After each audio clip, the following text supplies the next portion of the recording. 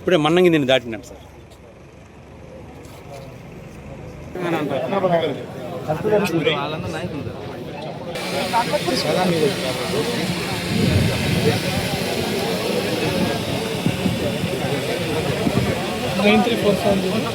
చెప్పనండి సరిపోతుంది.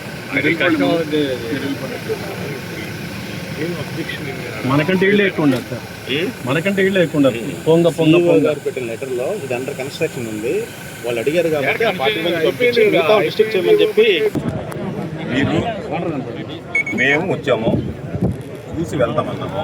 మీకు ఎందుకు అంత పట్టుదల? మీరు 40 మంది పోండి, 40 మంది పోండి, 2 సార్లు పోండి, 3 సార్లు పోండి, అంత పట్టుదల ఏమి? మేము పోతే మమ్మల్ని పోనీరు మీరు. ఎందుకంటే వాయిస్ బయటకు పోకూడదు, అందరు పోయి చూడకూడదు, ఏదో 20 మంది చూసి రావాలా. మరి రేపు మళ్ళీ మమ్మల్ని తీసుకుపోయి మీరే దగ్గరుండి మళ్ళీ తెలుగుదేశం వాళ్ళందరినీ తీసుకుపోయి మమ్మల్ని తిట్టించాలా? అంతే కదా మీ ప్లాన్ ఆఫ్ యాక్షన్? మాకు అర్థమవుతుంది కదా. ఒరే నాకు తెలిసినని చెప్తా ఉన్నా నేను. మీ డిఎస్పీ గారి సాక్ష్యం చెప్పానంటే జరిగిందా లేదా? మేము పోయిన దగ్గర మమ్మల్ని ఆపేసి నేల మీద కూర్చోబెట్టి అరెస్ట్ చేసి పోలీస్ స్టేషన్లో వేసి తెల్లవారు 200 మందిని తీసుకొని పోలీస్ దగ్గర చూపించిందా లేదా? ఇది రేపు ఎందుకు జరగదు? ఇక్కడ ఆ రోజు జరిగింది, ఈ రోజు జరగదని గ్యారంటీ ఉంది. పని మీరు చెప్తారా? రాసిస్తారా? మేము తెలుగుదేశం వాళ్ళు ఊరు రాని ఆపుతామని చెప్పండి. పని చెప్పండి.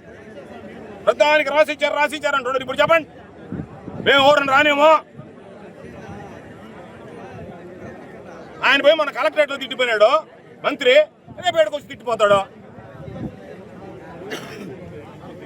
మీరు ల్యాండ్ ఆర్డర్ చేయాలని ఆలోచన చేయడం లేదండి. మీరు చేసేది ఎంతసేపటికి వైఎస్ఆర్సీపీ వాళ్ళని ఎట్లా అనగదొక్కాలా, వాళ్ళని ఏ విధంగా అడ్డుకోవాలా, వాళ్ళని ఏ విధంగా రానికుండా చేయాలా. మాకు ఇప్పుడు అపోజిషన్ కూటమి కాదు, పోలీస్ అయిపోయింది ఈ జిల్లాలో. మీరే ఎక్కడ పైన ముందు వచ్చి నిలబడేది? పోయి వచ్చేదానికి దానికి అయిపోయేదానికి వాళ్ళ పైన మా ఆఫీసర్ వద్దలేదా అవసరం వద్దలేదని చెప్పానండి.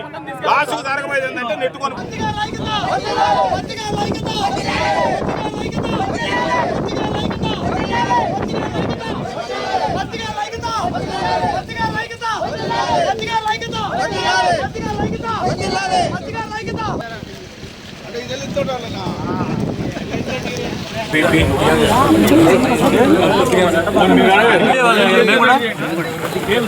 ఏందో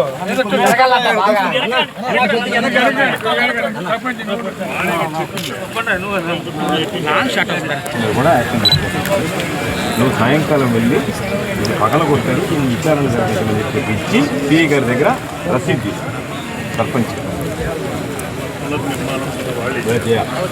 ఎవడైతే తాత విచారణ జరిపితే దాన్ని పునర్నిర్మాణం చేయమని చెప్పి చర్యలు తీసుకోమని చెప్పి